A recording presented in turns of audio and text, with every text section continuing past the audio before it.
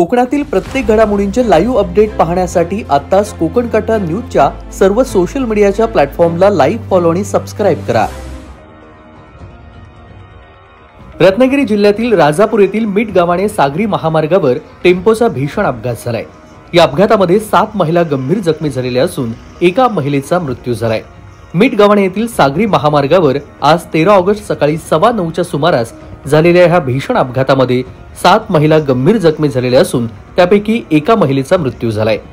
प्राथमिक माहितीनुसार वागरण येथून बागकामासाठी जानसी पठार दिशेने निघालेल्या महिलांचा टेम्पो समोरून जात असलेल्या लक्झरी बसला ओव्हरटेक करताना चालकाचा ताबा सुटल्याने सुमारे 100 ते 150 फूट रस्त्याच्या कडेला पलटी मारत फरफटत गेला।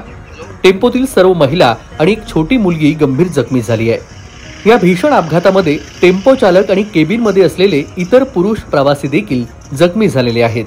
जखमींना तत्काळ जैतापूर प्राथमिक आरोग्य केंद्रामध्ये दाखल करण्यात आलेले आहे। त्यानंतर अधिक उपचारासाठी त्यांना रत्नागिरी सिव्हिल हॉस्पिटल येथे हलवण्यात आलं। यामध्ये एका महिलेचा मृत्यू झाल्याची माहिती समोर येते आहे। अपघाताची माहिती मिळताच सागरी पोलीस ठाण्याचे पथक पोलीस सहाय्यक निरीक्षक प्रमोद वाघ यांच्या मार्गदर्शनाखाली 15 ते 20 मिनिटांमध्ये घटनास्थळी दाखल झाले।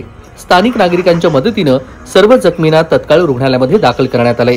पोलिसांकडून या प्रकरणाचा सध्या पुढील तपास सुरू आहे। अपघाताची माहिती मिळताच परिसरातील स्थानिकांनी प्राथमिक आरोग्य केंद्रामध्ये धाव घेतली। तेजस बोरगरे, कोकण कट्टा न्यूज, राजापूर, रत्नागिरी।